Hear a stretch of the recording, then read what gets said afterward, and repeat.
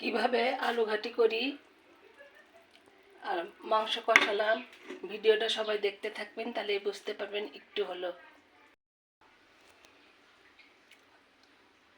রান্না করব জন্য আয়োজন করে নিলাম প্রত্যেকটা জিনিস। এই যে গরুর মাংস হাফ কেজি এখানে কষাই নিছি, যেহেতু আমি বগুড়ার আলু ঘাটি করব। আসসালামু আলাইকুম, সবাই কেমন আছেন? আমি ভালো আছি আলহামদুলিল্লাহ। এই যে এটা কিন্তু হাগরাই আলু বলে বগুড়াতে, সেটাই কিন্তু আমি কষাই নেব।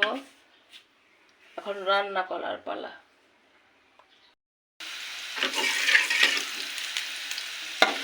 বেরেস্তাটা এখন আমি অর্ধেক তুলে নেবো আর অর্ধেকের মধ্যে রাখবো। আর এই যে এখানে সুন্দরভাবে আমি যে পুঁই শাক ভাজবো আর কি, পুঁয়ের গুঁটা বলি আমরা বগুড়াতে, সেটা করব।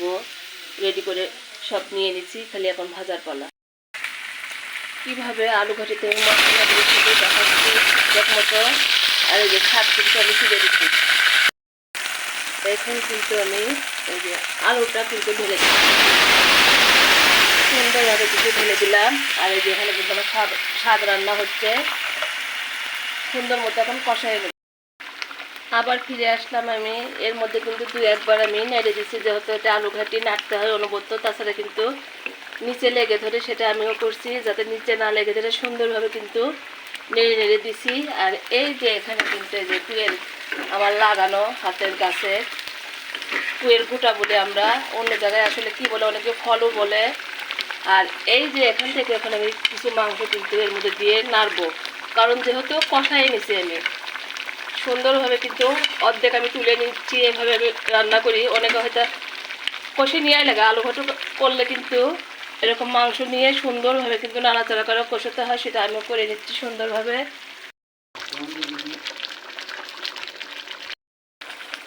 যেহেতু আলু ঘাটি করতেছি বারবার এসে কিন্তু আমি নাড়া দিচ্ছি। আর প্রথমে কিন্তু কেউই শিখতে পারবেন না, একটা জিনিস করলে ঠিকঠাক মতো শেখা যায়। আর কিছু কথা বলি, এখান থেকে কিন্তু হাফ কেজির বেশি মাংস ছিল, এখান থেকে অর্ধেক কিন্তু আমি আলু ঘাটির মধ্যে দিয়ে দিছি। আর এই যে আলু ঘাটিতে কিন্তু গরম পানি দিই সবসময়, আমি ঠান্ডা পানি দিই না বললেই চলে। আর এই যে দেখাই, এগুলো কিন্তু আমি রান্নার শেষে কিন্তু দিয়ে দিব সুন্দরভাবে। আর এই দেখেন এখানে কিন্তু এটা কিন্তু হয়নি, যেহেতু আমি আলু ভাজি করবো, গরম পানি দেবো, ওই জন্য কিন্তু শাকটা আমি এখানে রেখে দিছি। আর এই বেরেস্তা আর জিরের গুঁড়ো আর এইটার মধ্যে আমি যে রেখে দিই সুন্দরভাবে এরকম করে ভেজে ব্লেন্ডার করে, সেটা আমি পরে দিয়ে দেবো। ওই জন্য এখানে রাখা, বোঝানোর জন্য। সবাই দেখতে থাকেন কেমন করে আমি আলু ভাজি করি। আলু ভাজি আমার কষানো হয়ে গেছে, দেখেন এইরকম যখন হবে, এই যে বলকগুলো উষ্টে উষ্টে যায়, তখনই কিন্তু আপনার পানি ঢেলে দিতে হয়, সেটা আমিও করব। আর এই যে হাগরাই আলু, এটাই কিন্তু আমি ঘাটলাম, বগুড়ার আলু ঘাটি, এটাকে হাগরাই আলু বলা হয়। আর এখন আমি এই যে গরম পানি ঢেলে দিব সুন্দর করে, যত ঝোল দিব।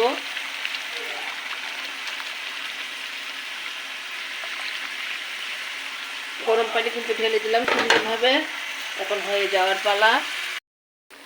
আলু ঘাটি রান্না আমার শেষ। আর ঝোল যে যেভাবে রাখে, আর একটু ঘন রাখা হবে না, পাতলা একটু রাখা লাগে, পরে কিন্তু আলু ঘাটি ঘন হয়ে যায়, ওই জন্য আমি একটু পাতলাই রাখলাম।